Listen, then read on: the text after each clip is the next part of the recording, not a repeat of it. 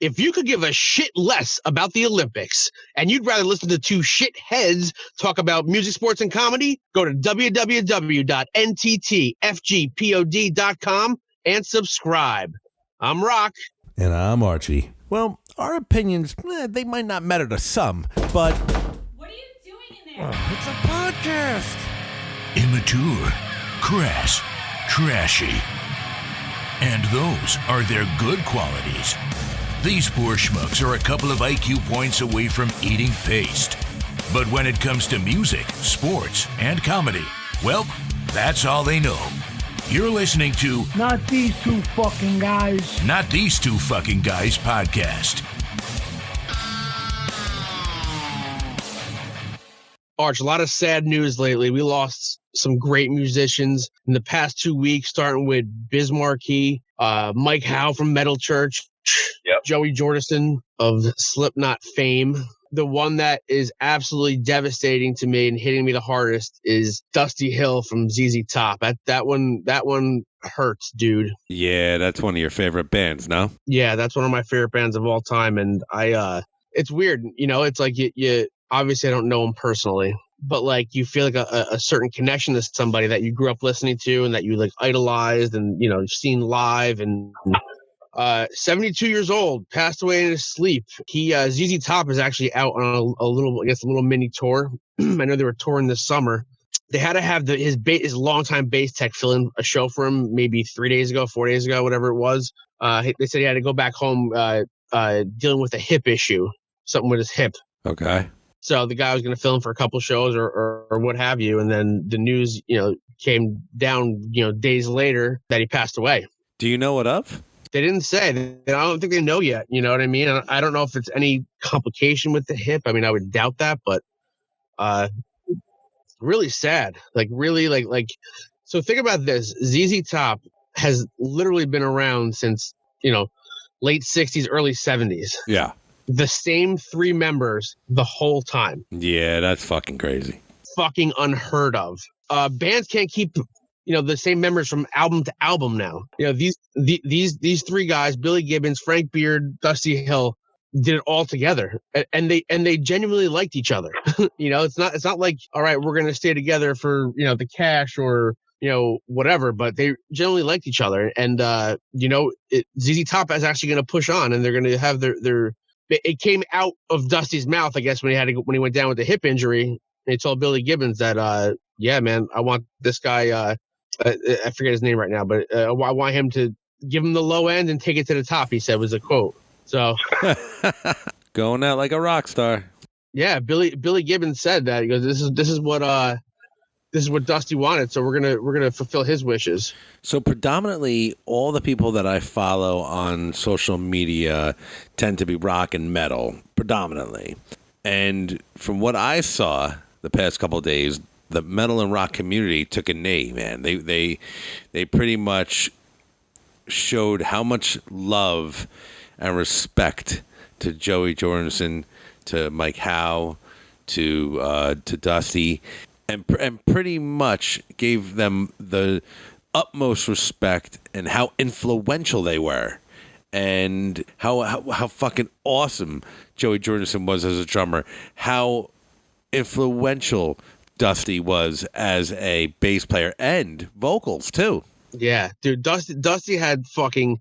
If you listen to it, his voice complements Billy Gibbons' like low end raspy voice. Dusty Hill had like crazy harmonies, and like even on like their like most popular songs, like "Give Me All Your Lovin'." Yeah, when they hit that chorus, you hear that fucking high harmony. And so the last few times I saw them was I went to their residency in Vegas when they played a couple years ago. Yeah, I saw them when they came by in Bethlehem, PA. And they pull, and you're talking, dudes of a certain age pulling off that harmony live. Oh yeah. Like, think about the song Beer Drinkers and Hellraisers. Like, he just hits the harmony in the chorus, and it's just fucking like magic. And he had a groove to him. Oh yeah. They said that his style, he's got a lot of shake in him. You know what I mean? Like, like one with the music. And for me, it's like, obviously one of my favorite musicians ever, Dimebag Darrell, was hugely influenced by ZZ Top. Uh-huh. my favorite guitar player right now, Pepper Keenan, like is a ZZ Top fanatic, and they were so influential and influenced so many bands that even bands that are obviously much harder than them in like a metal genre, hard rock genre with that fucking infectious bluesy sound. It doesn't matter if the band you like, the guys are 20 years old. Don't fucking skip a concert. Go see it live if you can, because it's not guaranteed they're going to come around again and you'll be able to see them. Yeah, especially at that age. Yeah, especially at that age. Well, so usually every night around dinner time, I commandeer the Alexa. And last night, I had to say, Alexa, play songs by ZZ Top. So during dinner, we had a little remembrance for Dusty. And, bro, you want to talk about hit after hit after hit? You know, they got fucking... They were big when they came out, and then they reinvented themselves pretty much in like 83 with like the Eliminator album, more like, you know, keyboards and like synth, and took them to another level. Like think about it. Usually when bands do that, they're kind of like grasping at like straws, and it's like, yeah. Most of the fans are like, fuck this. You know, they changed too much. Dude, they arguably got better. I know. Dude, what a fucking, I don't know, man. What a band. These guys have to be in the Rock and Roll Hall of Fame, no? No? I don't know how that shit goes. I don't really pay attention to that, but then it's just fucking stupid. Well, we here at the NTTFGPOD just want to say our deepest condolences to the friends and family of Mike Howe of Metal Church, to Joey Jordison, to Dusty, and to you. You got what I need. To Biz Marke, very influential in the rap game. And in the Yo Gabba Gabba community. Those are hard. Those are fucking hardcore fans. Trust me. And wow, I mean, Joey Jordison, 46 years old, founding member of Slipknot, Murder Dolls, played with a bunch of other bands. I know that, you know, filling in. I mean, do you even know what happened at all? Is it out yet? Do you know? I don't know. I read something. He had some condition, like where like the nerves by his spine. I didn't make sense to me, so I don't know. You know, I'd be anxious to hear like what happened. But he was talking about influential. Like I'm gonna say the drummers today are he's like new age influential. You know what I mean? Like, yeah. Good call. Yes. Like a fucking instant classic musician. Like, you know, the bands of today. You know, he's always sought after and like toured with well-known groups after his departure from Slipknot. And yeah, dude, fucking sad. So young. I saw a real good meme that showed Joey and Dusty, and it said Heaven just gained an awesome rhythm section. Yeah. Fucking shame. I saw Stone Sour and Slipknot post on their social media like black squares. Yep. Mm-hmm. Well, at least there's a catalog of music they leave behind. The world of music fans will enjoy them forever. Yesterday, I went to the gym. I put on the first Slipknot album. You know, I was gonna say I thought maybe that'd be your pick for dinner tonight with your yeah. Beautiful wife and two young kids. Okay, kids. Hey, can you do me a favor? Pass the corn. People equal shit. I think that's our second album, actually. I walk a 100-pound pit bull down the street. I'm a tough-looking son of a bitch, okay? I walk a 3-pound peekaboo down the street. They're looking for my husband walking behind me. All right, here we go. Rocco. Sir. Oh, man. Today's a good day, my friend. 11 a.m. on a Sunday morning. We're going to rock this. You ready? Absolutely. All right. Well, our next guest is a very funny comedian, a pro out of the New York comic scene. But like us, she hails from the great state of New Jersey. Her special is out now. It's free on YouTube, titled Self-Help Me, which, funny enough, are the words Rocco mumbles every morning. Welcome to Not These Two Fucking Guys podcast, Liz Miele. Hi. Thanks for having me, guys. How are you? Liz? I'm good. I'm in a hotel room in Atlanta. I waited for a bus yesterday and I got burnt. So it's hot here. I don't know where I'm going. I got lost the other day. Hot Atlanta. Everything's working out well. Yeah, I'm one of those people that like to go. I actually used to be the opposite. I used to go on tour and I would just stay in my hotel room the whole time. I don't really need to do anything. I'm a pretty simple person. And then I was just like, this is really silly and I should explore. And I've started to places that I gone a million times, start to really enjoy them and find cool stuff. But I don't have zero sense of direction. I refused, I paid for one Uber yesterday, but I refused. It's just so much money just to move. So I take public transportation everywhere. Okay. But it's so bad here. And I waited for a bus and I got burnt. I was almost shocked. I was like, ugh.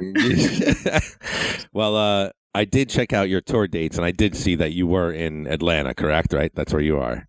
Yeah. The show's been great. How's it going out there? Great. I really like it here. I've always enjoyed, I think Atlanta is just one of the best cities and the crowds are really good. And I feel like I could be myself. It's funny because I have a lot of dark material and my second joke is pretty dark to kind of test it. And it's been doing so well. And I'm just like, all right. It relaxes me as soon as I get to that joke and it does well. I'm like, okay, well then you're what's 40 minutes in. Well, it's funny you say something like that because we talked to a bunch of comedians and we like to hear how a comedian tests the waters as far as, you get on stage and within the first couple minutes, this could be a long set. Yeah, seriously. Or you could just tell right off the bat, all right, I got this. Here we go. This could be a good time. Well, you always listen to the host and the features. It doesn't even matter, who they are with clearly if it's somebody that I picked out and I know their quality and the audience isn't responding to it, you're shit. But yeah. What I've learned, especially from coming up the ranks myself, is that people actually give headliners more leniency than they will a feature and a host, even if the feature and the host are solid comedians. There's just this, I paid to see this person and they're a little more open. There's it's almost like trust, but I'll pay attention to that. And then when I'm on stage, I take my time. I just kind of slow, I almost, doesn't matter who's in front of me. I kind of slow the room down and I bring people to my space. So that's the other thing is that if they don't quiet down or if they aren't kind of paying attention as I'm trying to get, that's where I'm just oh no. But I haven't had that issue in Atlanta at all. And I was told this crowd this club specifically could be a little rowdy, but they've been great. Good. Now, do you want to say what that second joke of the act is? That is the barometer, the test. I won't say what the joke is, but it's just about a breakup in COVID. It's just a little bit darker. It's one of the first jokes I wrote during lockdown that just kind of it hits people a little. It's a little too close to home. It actually is doing slightly better, almost a year and a half later, as opposed to when I wrote it a month in. People are Jesus, give it a second. So that has helped it with time, but it's still a little fucked up. But I need people to know that that's my personality. So I have a lot of fans coming out, but what I've noticed is I have a moderate fan base. It's usually one person converts the rest of the table. So it's usually one guy or girl that brings her boyfriend or a dude that brings 4 of his friends. And they're all they might have seen a clip, but they're not really sure. And so you're really in the moment making fans and converting people. And a lot of times I'll see a table and I was you didn't show them the whole special, did you? And now they're really weirded out. It's just one guy having a good time and their friends being Dave's weird. I'm not sure why he likes this chick, but. Well, I enjoyed your special. We watched it. Really good. Yeah. Thanks, guys. And I know that it's there's some light humor, there's some dark humor, and I like how you mixed it up. And you're not you're a vet. You've been out there for a while. I read up on you a little bit, and it was you've been doing stand up since you're a teenager. Yeah, I started when I was. Say it again. That's fucking crazy. Yeah, I started when I was 16. I used to take New Jersey Transit back and forth to New York when I was in high school. You like buses, huh? I do. I like a bus, a train, just like a scooter that doesn't work. They've always served me well. You get a lot of jokes when you're around others and you're uncomfortable. So I try to put myself in that situation just by being financially irresponsible in other parts of my life. So I can't afford Ubers and planes. But honestly, I started so young that I weirdly had a jump start. And I also think it kind of set me back a little bit too, because I just wasn't, not only was I not like, I don't want to say I was immature, but like, I just wasn't mentally ready for a lot of the experiences I put myself into. So I think I got good as a comic quick, but I emotionally took a lot longer than most people. So I've just started to feel comfortable with myself and just comfortable in this community probably in the last 5 years, which is kind of crazy because I'm almost 20 years in. Wow. Where are you originally from? Where in Jersey? Are you? Okay. So technically I was born in Ohio. I was born in Columbus, Ohio, but I moved to Jersey when I was 1 and like Princeton area till I was about 13. And then I went to high school in Pennington or Hopewell. So that Hopewell, Pennington area, it's like 20 minutes outside of Princeton. Gotcha. So how did you get drawn to it at such a young age like that as a teenager? Like, were you following like comedians that you loved, or was it just like, hey, I think I'm funny, I want to try this? Oh, definitely the first. I don't think I ever thought I was funny. I just loved comedy. Like I always loved like comedies in the sense of like watching funny movies and shows and stuff like that. But I didn't discover stand-up specifically until I was like 13, 14. And I just became like, it just clicked. Like I immediately, like I saw a comedian. I was like, whoa, you can just stand there by yourself and people listen to you. I was like, yes, I'm one of 5 kids. I've been trying to get my parents' attention forever. And it was just the perfect, and I've always liked writing. So I'm dyslexic and I didn't like people seeing my writing, but I clearly was a very creative person. So I was writing all these like short stories and I was always writing, but I never wanted to show anybody because I didn't know how to spell and I was really insecure. And there was something about stand-up that was like the perfect combination of like, oh, I can show people my writing, but they never actually physically see it. And I just became obsessed. So I followed every comedian I ever saw on Comedy Central and HBO and like the classics. I used to go to, there's a pretty famous record store called Princeton Record Exchange. And I used to buy old time comedy records just after school or whatever, listen to them. My dad had this old turntable that I used to borrow. And then when my sister went to college, she went to George Washington University in DC. I used to go visit her and she would get me tickets to see any comedian that went to her college. But then I saw some of my favorite comics at the DC Improv. So I've always felt very close to that club because I saw Mitch Hedberg there. I saw Jim Gaffigan there. I saw Tony Rock there. I saw Dave Chappelle at my sister's college. I saw Jay Leno at my sister's college. Awesome. So like I was 15 years old and I was just seeing pretty much everybody that I loved watching and listening to and their albums and all that stuff. So I don't know. I feel like it was just something that made me feel less alone, which is sad. But I did. I felt like for the first time that like my ideas and my crazy were like accepted and that like there was like these other people that had a voice similar to mine. So Archie and I have been in a band together for like, on and off like 20 years, right? But with us, it's different though. It's like we felt accepted because like us and our bandmates, we're writing stuff. And like you said, you write some dark shit sometimes and you want to see, is it acceptable? So you like kind of tell your bandmate, hey, what do you think about this song? And yada, yada, yada. And you gauge crowd reaction. But I always give stand-up comics the most credit in the world. Cause like we can go on stage and play like shit. There's 5 of us, whatever. We could point at somebody, look at this, blame somebody. But like you're by yourself. Like you, it's if you don't do it. Oh, it's my fault. That's it. Like that's gotta be terrifying. I think it makes you grow up a little bit because there really is nobody to blame but yourself. And I will push back on some of those comics that are like, if you bomb, it's your fault. If the crowd doesn't like you, it's your fault. It's always your fault. I think that's kind of garbage. Yeah. I truly like, there are nights where I'm like, that was me. I didn't show up. I didn't give it my best. I was tired. That's me. That didn't go well because I didn't do my best. But there's nights where I'm like, You guys never wanted me. You were never going to give me a chance. And that's fuck you. I gave you my absolute best. I didn't turn on you. I showed up and you didn't want it. That's on you. Got it. So I've learned to kind of figure out the difference the same way that like when people ask like, oh, how do you deal with a heckler? You're like, there's like a million different types of heckler.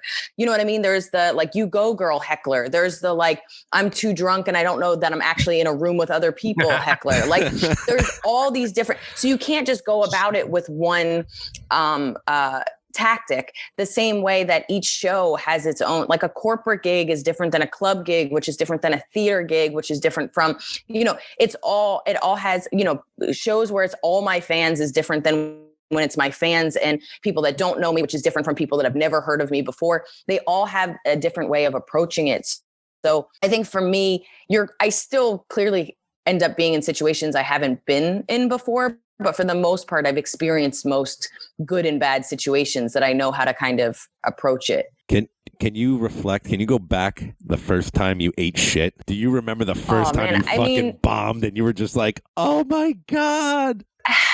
I mean, it's so funny because it still happens. Like I kind of have like, if I hear a comic say like, I don't bomb, I'm just like, well, then it doesn't seem like you're really trying. Like you're not putting yourself out there. You're not doing anything new. Like you should always kind of be bombing or at least be uncomfortable because that's how you write new material and grow and stuff. I mean, I'm sure like I have my first tape when I did stand up when I was 16 and like without watching it, I remember getting laughs and I knew enough to know that I just needed to get a couple of laughs. I didn't need to kill. I didn't need to be like some kind of, perfect comedian going out, but I remember getting laughs. Watching the tape, it is quite painful, very painful. But it wasn't until like the third kind of open mic that I did that I got like nothing. And I was like, oh no, oh God, what do I do? Okay. But I had written like, it's weird. Now there's a million podcasts that kind of help comedians and tell people stories and stuff. But when I started, I just read a couple of books. Like Margaret Cho had a book out. Mm-hmm. I don't even know. It was like a couple of like, I think Dennis Miller had like this fiction book about 4 comics on the road. I just read whatever it was about comedy. And then Terry Gross on NPR had a bunch of like interviews with comedians, but there really wasn't much out. But I knew enough to know that like it takes a long time for you to find your voice and you're going to bomb and it's okay that it's hard and you're not going to be good at first. And knowing that made it seem like I wasn't a failure if I did bomb in the beginning because everybody bombs in the beginning. And I was a huge fan of Mitch Hedberg and Mitch Hedberg was like, oh yeah, I bomb now. Like, and to me, when I was a teenager, he was the funniest. I still think he's one of the most brilliant comics that it just kind of helped having somebody that was, in my mind, at the peak of their career, still struggling. So that when I was a year in and struggling, I was like, well, it's kind of weird to be like, it might never get better. And that's what I consider hope, but it did. Yeah. It made me feel like it would be okay. He's definitely one of our top 5. And one of my biggest regrets ever is never getting to see him live. He was definitely something special. But like you said, he says that I still bomb and you can kind of like see it and you can almost see him like get uncomfortable and then like turn the tables, like, and but it just shows you no matter how big you are, how seasoned you are, I think it's a human emotion to feel like that. Yeah. And it's just, you're not for everybody. I actually think that's what makes you a good comic. The same way, like, isn't it weird that music has genres and you would never say this genre's bad. You just say it isn't for me. Yeah. You know what I mean? Like I would say like, honestly, maybe I like 1 or 2 country songs, but for the most part, that genre isn't for me. But then people see my stand up and they go, that's bad. And I go, I'm not for you. Yep. I'm just not like, I always like, I've toured all over the world and people will be like, oh, what's it like to like be in like Sweden? And I go, well, Sweden, they speak better English than we do. They have actually a pretty dark sense of humor. I do great in Sweden, but I bomb a lot in California. I'm angry. I'm high strung. I'm neurotic. And they're like, you got to stop yelling. And I go, well, that's my personality. So I'm not. So it's like, I look at where I travel all over the world and I don't think, I'm not good enough. I think I'm not for them. And that's actually how I started touring internationally is I was doing shows at Caroline's in Times Square, and it was always English people coming up to me being like, "You're brilliant." And I was like, nobody says that to me. Nobody thinks that. And then I decided, I was like, maybe I was meant to be in England. I was like, they clearly think I'm better. Sure. And I started touring over there, and I do exceptional over there. So it's also about finding your people, the same way that like, I do think you might not be a big genre, but I am some kind of subgenre of comedy. And it sucks because when you're a female comic, they just make female comedy a genre. Yeah. And it's like, that's not how that works. You know what I mean? Like, it's not like you have the same lady parts and therefore you talk about the same stuff.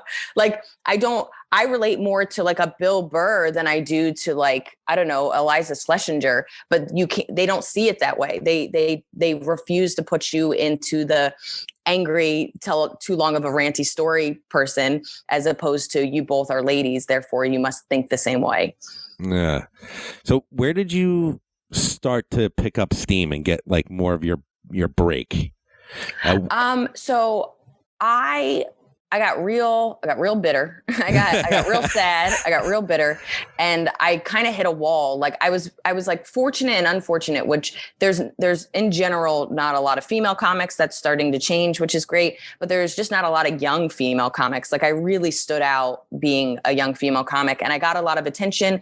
And the best part about getting attention early is you get more stage time, and the more stage time you get, the better you get. So I got passed at a lot of clubs when I was 19 years old. I had my first TV appearance on Comedy Central when I was 22. I had a manager, I had people paying attention to me, but I like rose quick, and I just peaked, and I couldn't get past a certain point. Okay. And I was losing my mind. And at some point, all my friends were doing more stuff than I was, and I didn't. And I just felt like a failure. And I finally had to have like this come to Jesus talk with myself, which is like, I remember a friend from high school that was like, "It seems like you're really unhappy. Maybe you shouldn't do comedy." And I was so mad at her. I was like, nobody in comedy is happy. You don't know what the fuck you're talking about. I was like, that's not the barometer. I was so mad at her. And then I was like, well, what am I unhappy about? I was like, do I still love comedy? And I go, oh, absolutely. I love the puzzle of it. I love writing. I love getting on stage. Bombing doesn't make me sad. Bombing is like, oh, I just haven't figured it out yet. But the industry broke my heart. I felt so unseen. I felt so ignored. I felt so belittled. I felt invisible, which is already a trigger, just being one of 5 kids where you're just constantly like, you haven't fed me yet. So I got to a place that I was like, okay, well, what are my goals that had nothing to do with the industry? And it was to be like my heroes. It was to make an album. It was to tour as a headliner. It was to just be a full-time comic. So I tried to figure out what I could do to do that on my own. And what I came to the conclusion is that I was going to make an album, which I talked to a bunch of comics. Like, should I do it with a record label? Should I do it by myself? I don't know if you know who Greg Warren is. Do you know him? No. Oh, he's brilliant. He has a new special out, I think, on Amazon. I'll check him out. He's great. He's awesome. But Greg, he's now back in St. Louis. But when he was in New York, I sat down with him, and he basically explained why and how to self-release an album and why it's important. And I'm now that person to all my friends. It was the best advice I was ever given. But I decided to self-produce an album, and then I decided to read every social media book I could get my hands on, because I was like, if I don't have at this point, I didn't have a manager. I was like, if I don't have a manager, I'm going to be my own manager. And what does a manager do? It gets your voice out there. It gets your stuff out there. And what is social media? It's about putting your stuff out there. So This was 10 years ago or so. I started reading. This is like, I don't know if you know who Gary Vaynerchuk is, but I was reading. Oh, yeah. Gary V. So, I mean, his first book was called Crush It. I remember my roommate, who I've been with for 11 years, he was just like, I heard about this guy, Gary V. He like sells wine or something. Fucking maniac. Wine library. Maniac. But I feel so close to his craze. I don't know if that's Jersey, just that, Yeah. But I mean, I read his book, and there wasn't a lot, you know, and also you had to translate it. I think as artists, it's so different where if you're a corporation, they're like, this is how you put your Colgate ads out, and this is what you do. But when you're an artist, you have to do a little bit of your own math after they tell you what to do. So I read like 10 social media books. I put out this album, and I was trying to make a viral video, and my closer, which was this bit called Feminist Sex Positions, it always did well. Like I had to be my closer. I couldn't follow it. And so my buddy, Hurry Kundabolu, a great comic, he loved it. And so I had put it out. It got like 6,000 views, which was a big deal to me. He posted it. It got like another 10,000. And then I wrote to every feminist blog and was like, hey, I have this bit. I don't know if it's, I would fill out forms. Like sometimes these blogs would be like, why do you want to be a writer for Everyday Feminist? And you're like, I don't, I just want you to watch my video. And they'll be like, what makes you think this is a great piece? And you're like, it's not a piece, it's a video. Like I filled it out all wrong. And I sent it to like 10 feminist blogs. And one of them, I think it was Everyday Feminist, posted it and it just exploded. It got like 200,000 views in a couple of hours. Within a couple of days, like awesome. You know, Cosmopolitan picked it up. A bunch of other feminist blogs picked it up. A bunch of viral things like those like Reddits and anything that kind of, they picked it up. It got 500,000. And next thing you know, I'm getting auditions for stuff, you know, and it was kind of crazy. And it kind of went like this and this, but it clicked in my head that I could do things myself. And it changed how people saw me. And that was the whole point of doing my album, was to show people I was a headliner and to get my name out there. And with doing the album itself and that bit, I changed the trajectory of my career, both in my mind, but in other people's minds. And that's been the thing that like changed the game for me. And it gave me my own power, because now I have a fan base. I've had a gazillion viral videos. I have 3 albums. I self-produced a special. I wrote a book. Like all of a sudden it was like, what can I do on my own? And if other people come with me, like now I have an agent, now I have, you know, managers, I had UK agents, I've toured the world, but all of that sparked with me just being like, what's the bare minimum I can do so that I can live my dream? Well that's said, awesome. huh? Oh yeah, that's awesome and super inspiring. Like seriously, yeah. You want to know what? Arch, we should get off our fucking asses. We have to step. So 2 realizations. I have to step up with the media, with social media, or I got to hire Liz. Yeah. Seriously. What the fuck? I like hand my business card and I'm like, and that's why Liz Media is for you. There's a couple other things I want to talk about, but I wanted to get to your special, which I mentioned before. I could be totally wrong by saying this, but I'm going to say it anyway. At the end of your special, the credits come up and you're crushing your props, the L and the I and the Z. And I mean, maybe I was on a gummy. I don't know.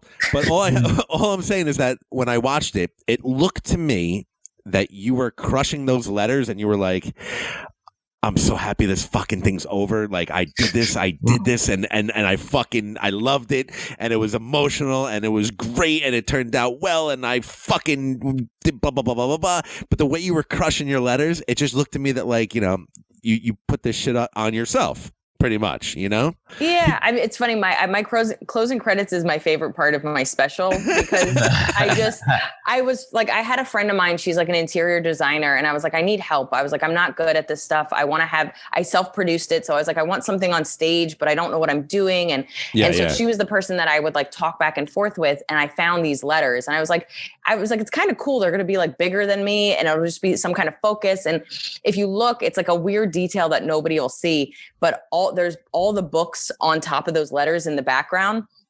They're self-help books, but they're made up.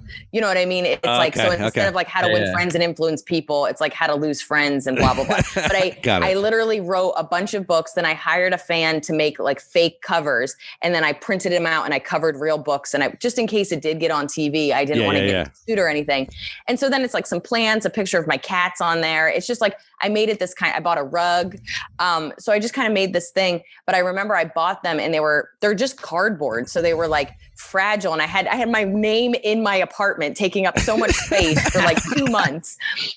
And I told my roommates, I was like, wouldn't it be funny if like the closing credits was me like destroying my stage props? And so my roommate and one of the other camera guys that we're friends with records me destroying these, by the way, on a highway. Like it's a highway of cars passing us and my super and his wife saw, like literally I came in and my super was like, you okay? Yeah. like I told you she was fucked up. I told you. Yeah. Like, and they didn't really knew what I did until that point. Like, I've lived in that building for like 5 years, and they didn't exactly know what I did. And they were just like, okay. But they always knew I was traveling, but they just didn't know what I did. So a part of me was like, that was so stressed. I learned so much from it. There's so many things I'll never do again after doing that. And there's so many things that I learned that like, I feel like a fairy godmother to like a lot of my friends, because between self-producing 2 albums and a special, from putting on my own tours, both in the US and internationally, from booking myself, from, learning all this stuff about social media, there's a lot of stuff that I do that I hate doing, but there's a lot of stuff that I'm like, I'm glad when somebody finally takes this off my plate, I know my value and I know what needs to get done. Yeah, absolutely. But yeah, I think destroying those letters was very therapeutic. I mean, that's what I got from it after watching you, after you destroying the shit out of that Z. Yeah. I was just like, you took up the most space in my apartment. That's awesome. So what'd you get out of that special after it was done though? Like, did you like walking off stage? Like, how did you feel after that? I honestly didn't feel great. And that's one of the first times I produced something I didn't feel good. And that's one of the things I learned. I did too much. I wish I hired like a day producer or something. I was managing so much that by the time I got on stage, I was still stressed about like, is that camera over there? And is that there? Like, I was doing absolutely too much. And I knew enough to know, because I did 2 shows, and for the most part, I took the first show and I used a couple of things from the second show. I knew I had enough that it would be edited well, but I was actually really concerned about the two audiences that came, because I was like, was this good enough just to be entertaining? And I had a hard time letting go that this was not just for them, that this was like a bigger piece or whatever. But I'm such a like people pleaser, and I'm such a like concerned performer that like, I didn't fully feel there at points. And I was really stressed that I was like, I don't know if I'm giving the best in the moment performance, but I know it's going to be slapped together and edited into perfection. And my friend that edited it did a great job, and I'm grateful. And I think it turned out well, but it took me months to let go to the fact that I didn't feel. I do shows and I go, that was awesome. Yeah. But also like, if I trip up a word here and there in a set, it's not a big deal, but like you kind of can't do that when it gets, and it's just so hard. Like the perfectionist comes out during a taping that's not there during an actual performance. Sure. And so it's like a part of me that only comes out like 3 times a year, and and then it's uncomfortable. So I think a part of me, I just put on too much on myself, but I think it turned out well, and I'm proud of it. But I don't know. It was actually I was kind of upset for a while afterwards. Yeah, gotcha. And it turned out better than I could have possibly imagined. And I was trying to sell it, and I was close to selling it, but because of the pandemic, it didn't work out. But YouTube was always a backup plan. But from putting out, I actually took that first album that I was telling you about that has the viral video. I just put that out as an album, but I had somebody film it. I've been putting clips out for years. I decided during the pandemic, I was going to put that whole hour out just to see how big my fan base was, to kind of help convince this network that I was trying to sell it to. So March of 2020, I was like, I'm just going to put my first thing out for free. That has 1.7 million views. It's probably gotten me like 30,000 followers. And then when I ended up putting my other special out, which has almost like 1 million, that got me like another, like, I don't know, 20,000.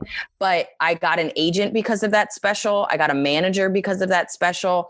I've probably tripled my fan base because of that special. My little sister wrote the intro song. So the intro and that song that I'm destroying the letters to, that's my little sister. She's a singer-songwriter. That's cool. She put out that song. She's gotten a bunch of fans from it. Like all around it was, and did not predict a global pandemic. So it was filmed in November of 2019. And I would have been so distraught if I lost that hour, because it was so important to me. So the fact that it was on tape and I didn't have to worry during a global pandemic if people are going to relate to this stuff, if this stuff was going to matter, how am I going to film this? So I'm just grateful that it was caught on tape and that I could move on, because now I have a completely different hour from that special. Well, let me tell you something. If you think that did something for you, wait till you see what this fucking podcast does for you. That's why I came on. I was like, you better be ready for superstar. Your life is going to change after this. I tell felt you, Friday, you have until. Yeah.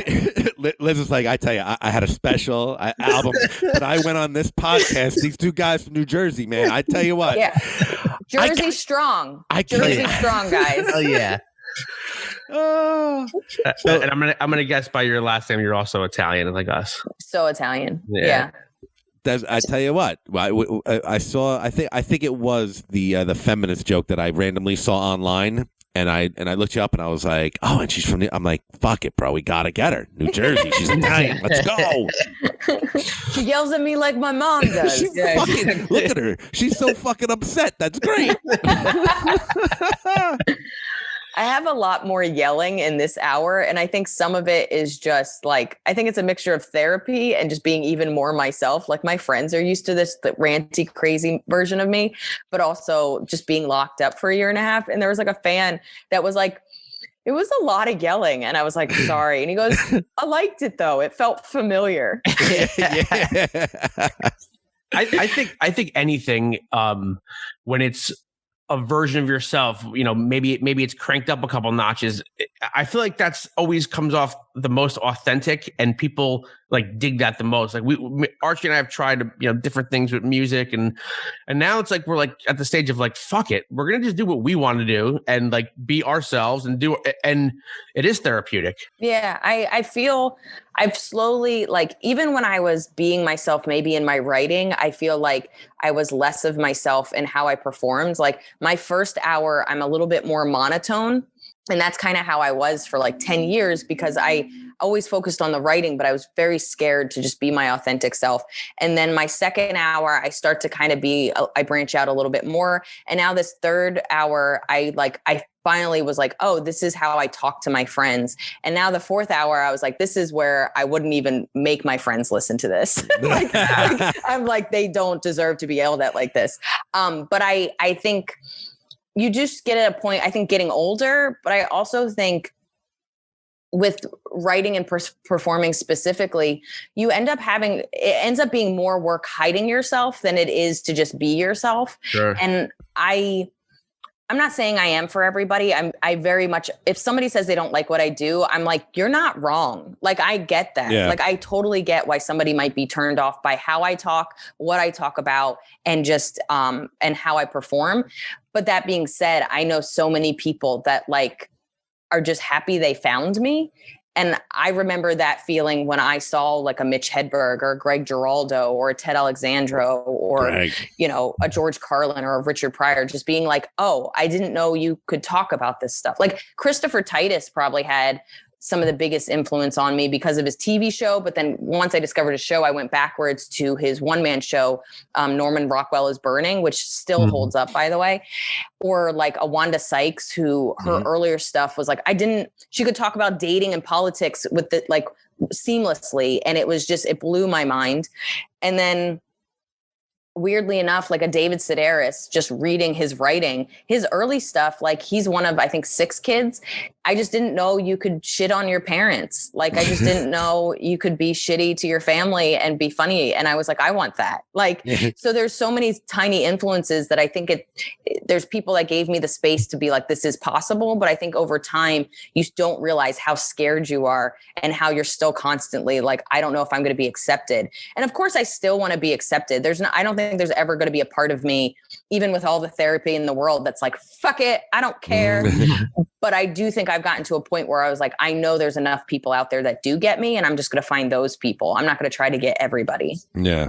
I love the fact that, especially now where everyone is, politically correct and, that kind of stuff. And there's cancel culture is out and about, that like, you're basically like, I'm just going to do my shit. I'm going to do what I want to do, whether it be dark, whether it be, edgy. And that's like, should be super respected, because everyone seems to be going the opposite direction these days. Well, I wouldn't say that I don't like, I don't want to hurt people's feelings. I've never gotten on stage and thought like, I don't give a fuck how anybody feels. And this, like, I've always been somebody both in private and on stage that cares what people think. But if I'm going to go somewhere that might be touchy, I'm going to tell you how I got there. And I'm going to show you that I'm not trying to hurt anybody's feelings. I'm just trying to show you how I feel. So like I have a miscarriage joke, which is not for everybody. I get that.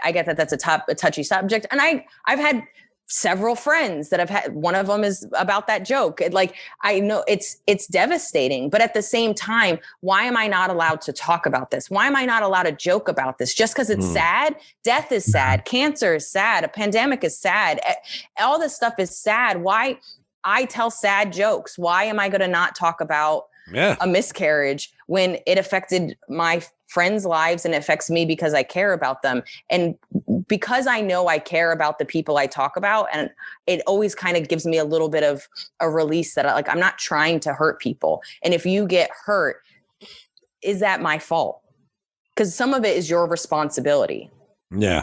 Because I think as somebody that is easily triggered, because I am a very sensitive person and I have had childhood trauma, the more I've read about it it's my responsibility to heal those wounds. It's not my fault that it happened to me, but it's my responsibility to heal it and to say that, hey, you talked about this and I got triggered, and so you shouldn't talk about that.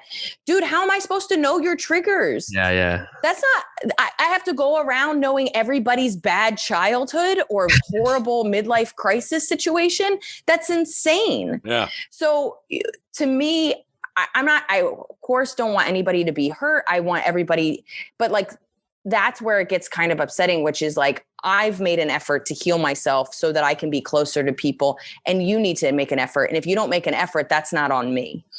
And I think that's where I feel a little more empowered to say how I want to feel, because I know it's not my fault something bad happened to you. And it's also not my fault that you haven't tried to feel better about it. Or you could say, lighten the fuck up. Yeah, I've been in enough therapy that you probably wouldn't tell some people to lighten. I don't like when people tell me to relax like that.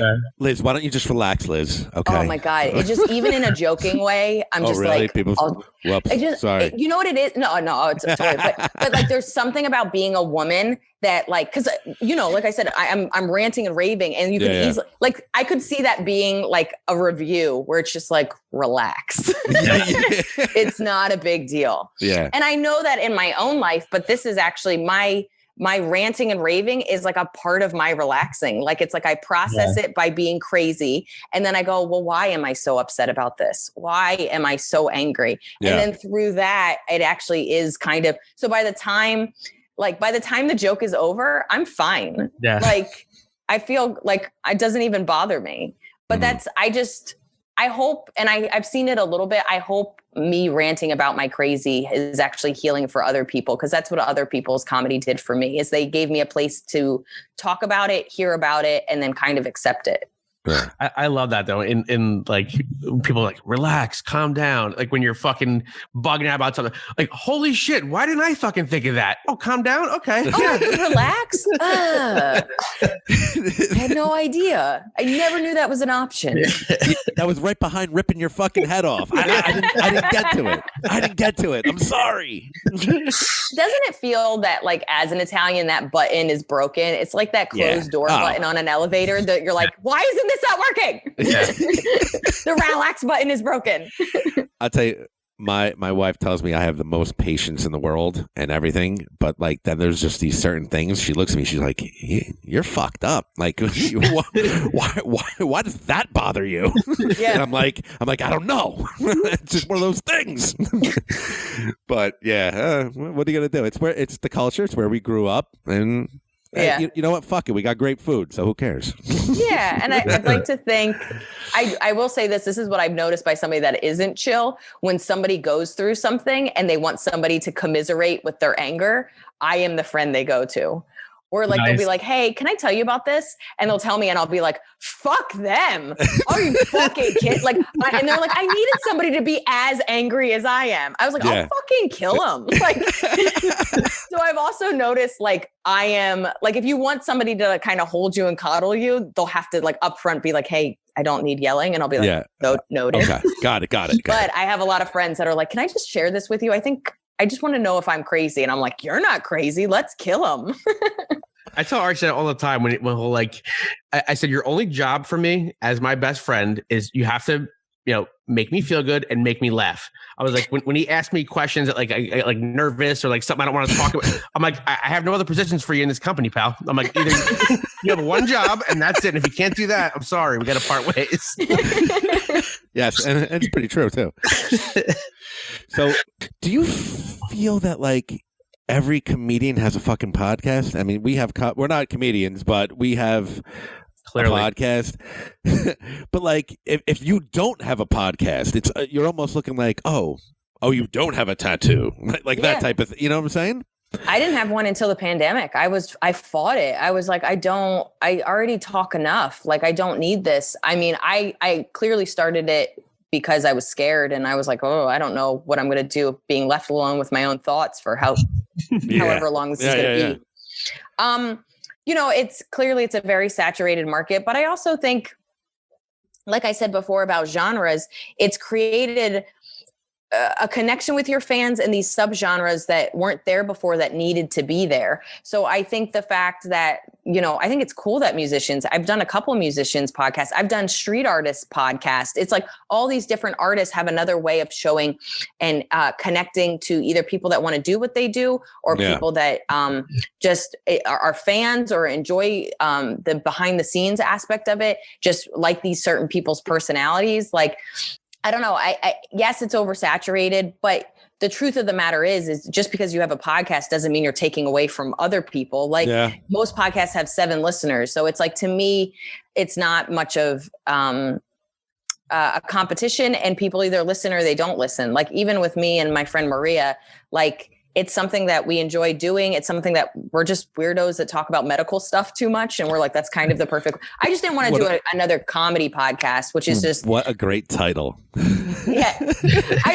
It's really like it was a fight. Doctors. It was a fight we had. So my parents are veterinarians and I'm a little bit of a know-it-all because like we didn't really go to doctors. My mom would like see a rash and she would give me some ointment that said for cats and dogs only. And I just kind of like, I know a little bit enough to keep my cat alive. And I know a little bit enough to know when to go to the doctor and not go to the doctor. And so Maria was staying with me. She had some weird mark on her arm and she's like, do you think this is serious? And I was like, well, as a non-doctor, I don't know. So let's call my mom. So we call my mom and my mom's like, yes, like that's weird and you should do something about it. And so we hang up my mom and she's like, I don't think I'm going to go to the emergency room. And I go, my mom just said you should go. And she goes, yeah, I don't want to go. And I was like, dude. And she's like, as a non-doctor, I think you should respect my doctor. And like, we just got in this like weird fight.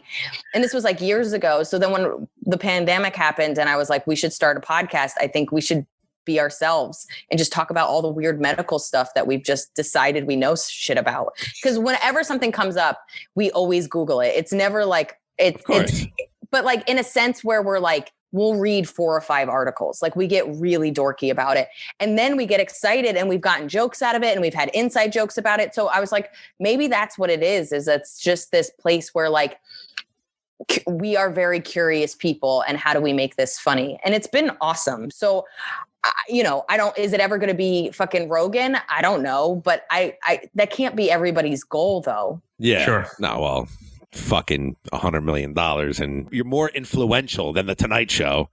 Yeah. So that can't be somebody's goal, you know? Yeah. And we're morons. I just don't want that kind of pressure. Yeah. Well, that's fucking great. We relate to that. So I have a friend who I bicker with once in a while, and I'm like, you want to know what? I fucking don't like cats, and I'm a dog, and I'm a dog person. And I have a dog. I have a half pit. His name's Lenny. He's a good guy. And and he's my best friend. He's my best friend. He's the only one that fucking listens to me in a house full of women. But that's besides the point. Actually, you just said that Lenny did come to his wedding, just so you know. Oh, he did. Oh. Yeah, actually, he did come in the beginning. Then he had to split. Yeah. Cats. I sneeze. I'm like allergic. I just fucking hate cats. Whatever. You have a book. Your first book, Why Cats Are Assholes. I think it's relatable to people like you and to people that do like cats. I actually think it's one of the most like widespread and can hit any because if you don't like cats, you're like, I agree with this title. And if you do like cats, you also agree with this title. Got it. Like, it's for everybody. First of all, being allergic to cats does not give you an excuse. There's hypoallergenic cats and they're beautiful. They're not just like these, ones that don't have hair. They actually have breeded them to like have hair and be hypoallergenic. So whatever. Also, I think because you're allergic, you've never really gotten close to a cat. Like, that doesn't feel fair. Like, to me, most people, and I do stand by this, most people that say they don't like cats either had a bad experience, just one, or like their parents didn't like them, or they didn't have any experiences. And that's just not fair. It's like me saying I don't like snowboarding. Have you ever gone? No, I just know I don't like it. I don't like falling. Like, you don't have any experiences. That's why there's all these videos on like Instagram of TikTok where it's always like, my dad said he didn't like cats, or my boyfriend said he didn't like cats. And then it's all these videos of like the dude brushing his teeth while holding a cat and then buying like a jersey for the cat. And they're watching a football game together. They're so easy. And they're so like, they either do their own thing or they're snuggly or they're a mix of both. Like, I've had days where my cat literally sits at the end of the bed with her back to me and I'm like, are we fighting? Like, what the fuck? Like, what did I do? Did I kick her in the middle of sleeping? And then I have days where I can't sit down without her being in my lap. Like, I sit down on the toilet and she's on my lap and I'm like, dude, this is too close. Like, this is too much for me. Yeah. But the truth of the matter is you can't judge cats based on dogs. It doesn't make sense. It's not fair to them. The same way that, like, if you're judging a woman based on how your best friends are, your guy friends, that's not fair to us either. There's stuff that we bring to the relationship that is different and better. And there's stuff that's annoying the same with having a guy friend. So I feel the same way about a cat. If you want them to greet you at the door and fucking know tricks and high five you and listen to you got the wrong animal. But if you just accept that they're going to sleep on your stuff, but they're there and they'll show up in the weirdest ways at the weirdest times, you will start to believe that they're great pets because you're letting them be themselves. And do you have kids? I have 2. How old are your kids? 1 and 3. Okay, so they're young. So yes. I think what I've learned from my friends having kids and also talking to my parents as I've gotten older, there's people that have kids and they're like, this is my legend. Like, this is what is going to represent me. And I got to make sure I don't fuck up. Yeah. And then there's also people that are like, I just want them to be happy and for them to be just good people. And the difference is, one, you're trying to control and make sure that when somebody meets them, it comes back to you and you have a great reputation. And the other is, I want to find out who these people are. And I can't wait to meet them. And I just want to make them safe enough that they can develop into who they are supposed to be. And if you look at that same way with pets, sometimes you get a cat and they're kind of moody and they don't really want to be around you. And you go, you know what? I got a moody cat. And sometimes you get a cuddler and you're like, oh, that's cool. This cat wants to fucking sleep on my face. That's fun.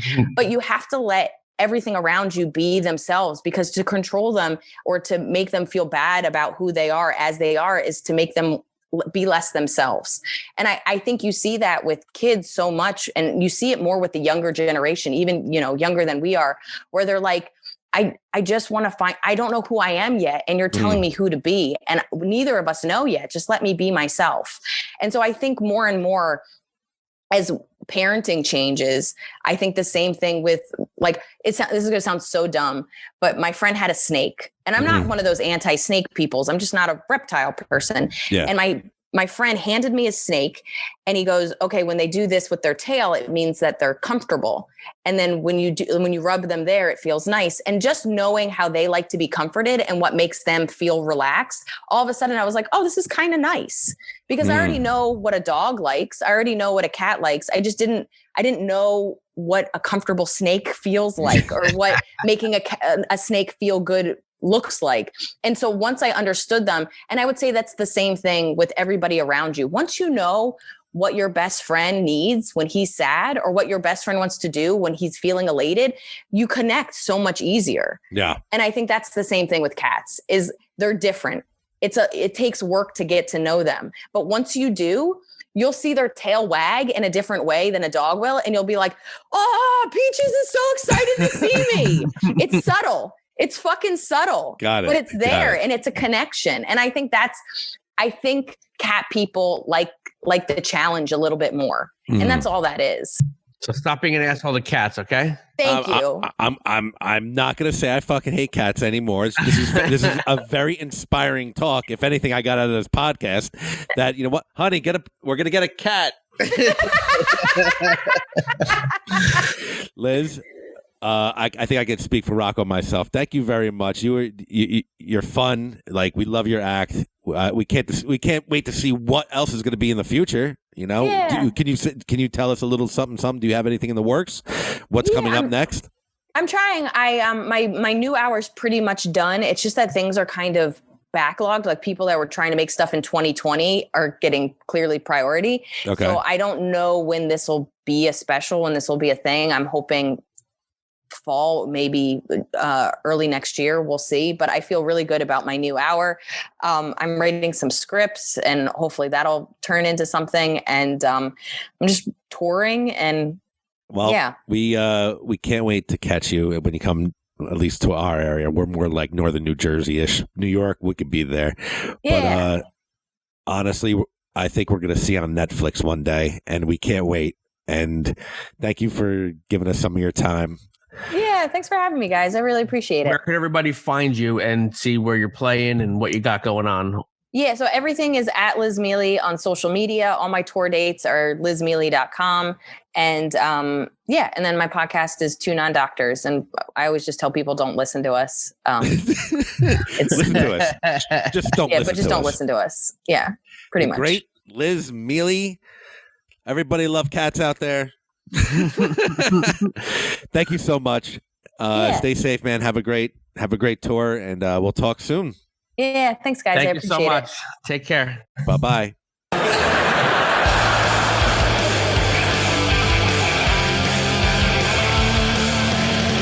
That was our homegirl, Liz Miele, straight from dirty Jersey. Lives out of New York, but she's from Jersey, bro. You can tell with the Italian attitude, her aggression, and another side to her. She's very thoughtful, wise, with some of this inspiring talk that we had today. And we really appreciate her coming on. Please check her out on social media at Liz Miele. We're going to see big things from her. I think we're going to see a Netflix special one day. That's my call. Rock, please tell the people, what do they want to hear? If you just heard us chat with our girl Liz, then you aced the quiz, because you know the diz. You always wash your hands after taking a whiz, and you know that nobody beats the biz. You got what I need. I'm changing the outro this time. Fuck this. Then you just listen to Not These Two Fucking Guys podcasts. We out.